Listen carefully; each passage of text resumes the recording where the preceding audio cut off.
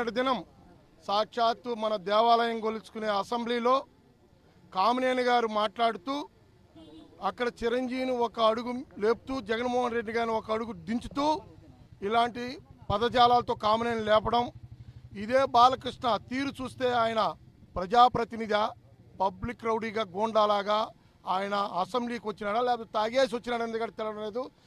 తూగుతూ తాలుతూ జగన్మోహన్ రెడ్డి గారిని సైకోగాడు అంటారు.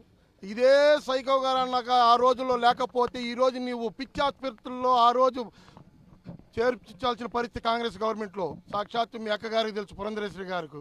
మీరు అవన్నీ మర్చిపోయి ఈరోజు మా నాయకుడిని ఈ విధంగా మాట్లాడు. ఇదే మా మంత్రి పేరు నాన్నగారు నిన్న మాట్లాడుతున్నాడు. మొన్న అఖండ సినిమా కోసం టికెట్లు పెంచుకునేదానికి నేను వస్తానంటే మా నాయకుడు జగన్మోహన్ హుందాగా ఆయన గౌరవం పోతుంది, వద్దులు ఏం కానీ చేసి నాని అని చెప్పిన వ్యక్తి. అలాంటి వ్యక్తిని నిన్న అసెంబ్లీలో తాగేసి వచ్చి పైన రౌడీజంలాగా జోబీలో చేపెట్టుకుని హుందాతనం లేకుండా ఈ చిరంజీవి గారిని విమర్శిస్తావు, మా నాయకుడిని విమర్శిస్తావు. ఇది ఎంతవరకు కరెక్టు? నిన్ను ఇమీడియట్గా బర్తరఫ్ చేయాలి, మామూలు కాదు, రాజకీయంగా 6 ఏళ్ళు సస్పెండ్ చేయాలి. మీ పార్టీ కాబట్టి కనీసం స్పీకర్ స్థానంలో ఉన్న కూడా వెరీ గుడ్ అంటూ ఉంటే అక్కడ స్పీకర్ ఇంకెంత పెద్ద మనిషి అనేది కూడా ఆ దేవాలయంలోనే అర్థమవుతుంది. ఉందాతనంగా నవ్వుకుంటున్నారు తోటితో శాసనసభ్యులు. ఇది అసెంబ్లీలోని వ్యక్తిని గురించి, ప్రతిపక్ష నాయకుడి గురించి, ఎక్స్ సీఎం గురించి మాట్లాడితే ఇది కరెక్టేనా? ఇది సమంజసం కాదు. రాష్ట్ర వ్యాప్తంగా వైఎస్ఆర్సీపీ క్యాడర్ కార్యకర్తల నాయకులు ప్రతి ఒక్కరూ మిమ్మల్ని దూషించుకుంటా నిరసన తెలుపుతూ ఈ విధంగా తెలుపుతూ ఉన్నారు. ఈరోజు ప్రజాస్వామ్య వ్యవస్థలో అత్యున్నతమైనటువంటి వేదిక అసెంబ్లీ. సాక్షాత్తు మనమందరం కూడా దేవాలయంగా భావించేటువంటి అసెంబ్లీలో హిందూపురం ఎమ్మెల్యే మెంటల్ బాలకృష్ణ చేసినటువంటి వ్యాఖ్యలు తీవ్రమైనటువంటి అభ్యంతరకరం.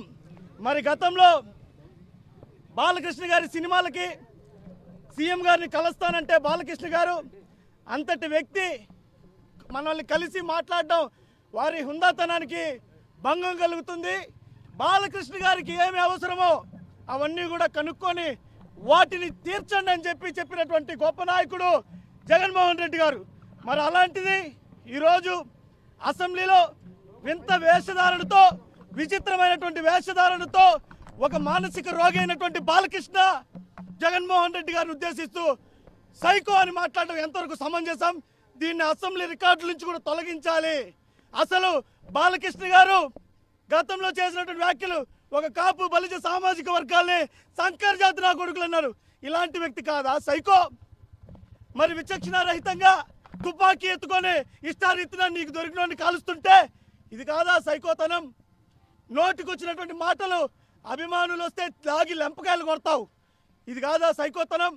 సైకో బాలకృష్ణ ఖబర్దార్, ఇది కానీ మరోసారి కానీ నువ్వు పునరావృతం చేస్తే నీకు తగినటువంటి గుణపాఠం చెప్పేదానికి వైఎస్ఆర్ కాంగ్రెస్ పార్టీ శ్రేణులందరూ సిద్ధంగా ఉన్నామని, నీకు ఇలాంటి పిచ్చివాగుడు వాగితే నీ నాలుగు కోస్తామని చెప్పి కూడా హెచ్చరిస్తున్నాం.